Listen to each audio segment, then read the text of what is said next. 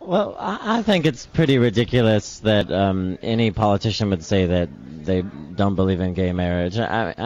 If I was disappointed with both of them. I was pretty, yeah. I mean, you understand why they have to do it, but it does kind of make you cringe.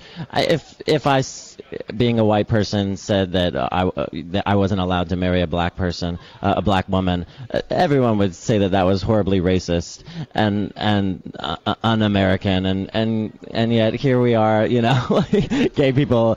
They say, oh, it's not the same thing. It's not. It's as long as you have civil unions, it's okay. It's so see-through and pathetic, and shame on them, really. But you know, it's a step. We're making a little baby steps, and that's how you get places.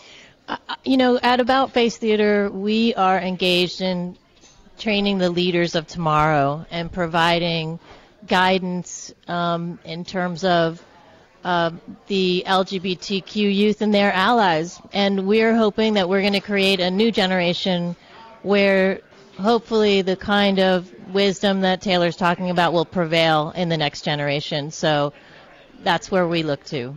Taylor, I know I think we had a little technical glitch there, and you had sung a beautiful song, which I could ask you to sing again, but I'd rather, can you do a little bit? Not a chance, he says, and he's kicking me under the table here.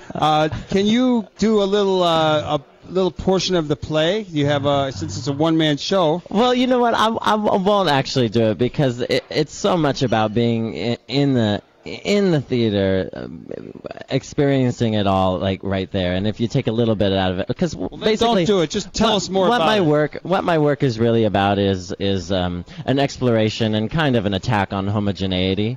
And so what I try to do in my plays is show the range of what a human being can be. So I try to make it chaotic and organized and graceful and ugly and beautiful and masculine and feminine all at the same time, so that you're not just getting one kind of thing. We're not at the theater usually, or in movies and television, you're trained to we're going to a comedy or we're going to a drama, and my pieces are pastiches. I think of myself as What's that word? A pastiche. It's a beautiful word, but what does it mean? It's like a collage. Anyhow. Yeah. Pastiche. I'm a collage, essentially. I'm visually a collage, but also with the text and the way that I perform. So we've got a slideshow, and I sing songs on the ukulele, and I use traditional acting techniques. Should have brought the ukulele. Yes, the ukulele is quite wonderful. Yeah, I like the uke because it's the most human instrument I can think of. It's really dorky, and yet it's just so human and simple. No, it's a great little instrument. Yeah. How did you get into theater? I mean, when did you decide? I mean, you said at the outset of the segment of the show that you were a drag queen. Were you into theater before that? Were you into theater? I mean, yeah, I started off as an actor, and still am. But I kind of got bored doing the same plays over and over again. A lot of the regional theaters and theaters in New York. To be or not to be? Yeah, it's just the same stuff over and over and over again. And I thought, Our Town. I'm going to spend, well, yeah, there's 2 productions of Our Town, and I saw one of them, which is wonderful, actually, but it does kind of make you wonder, like, why this play? Why this play has been championed, you know, over and over and over again, and so I think it's great that people engage in these texts, but I knew that I wasn't going to be happy unless I started creating my own work and doing something original out there now, is this the world, the first big one-man show that you've created, or did you do others first? Oh, I've done a few solo pieces. I don't actually think of them as solo pieces because there's a lot of help from the video. There's a lot of help from lots of different kind of aspects of it. So I don't. It's not like a solo play. Like I put the scarf on my head and suddenly I'm an old lady. You know, it's really it's a lot more different than that. I talk to the audience and not in a kind of garish way, but really we have a lot of fun. We have a lot of fun. Bonnie, let me ask you the same question. How did you get into theater? What moved you? Where did you come from? Tell us a little bit about yourself and how it led you to today.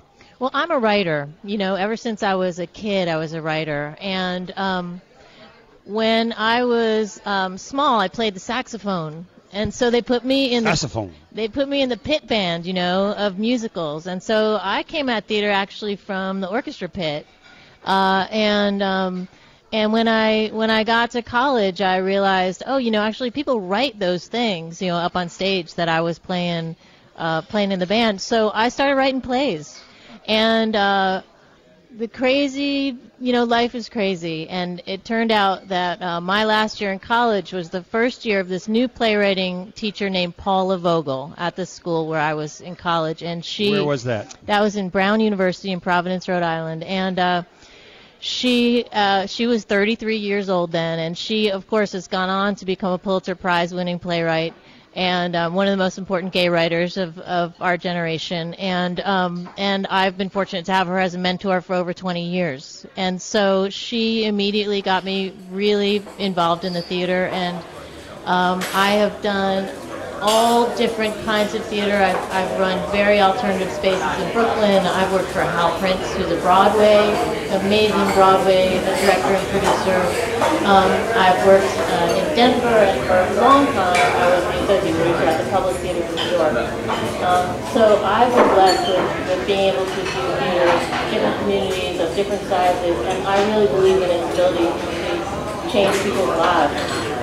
I think that's great to hear. You know, my dad was at the theater. He ended up doing Man of La Mancha production, and he used to make me crazy. He'd be reading Spoon River Anthology in his underpants while someone was knocking on the door, and I didn't relate to theater till much later. Although I got to see it much later. Yeah, I love it. Actually, it's a good idea. Really good idea. Do either of you have a little parting information that you'd like to give our listeners about the play itself, when it's going to be, what the location is? No prices, please. We're talking about the Young Ladies of, and this is being performed at the About Face Theater, which is located Waveland and Halstead in Lakeview.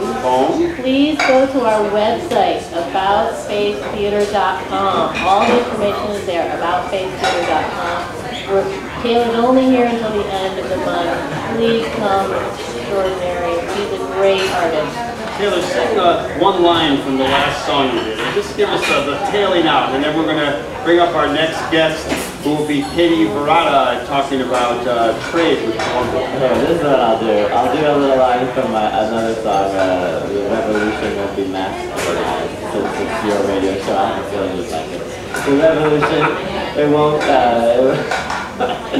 be masculinized. It won't wear hard hats, blue colors, white colors, or banality. It won't be flippity new, mockery, those spice, rubber over, Roger, good old boy. Because it will be feathered, cool, sequence glittered, long legged, high heeled, powder puffed, and my lord. Very nice. Let's have a big round of applause for both of these people. Let's have a big round of applause for Taylor Mack and Bonnie Metzger. And while I'm making some announcements, I'm going to encourage Katie Barada from the 8th Day Center of Justice to make her way up to the stage at the corner of Glenwood and Lund here at the Heartland Cafe.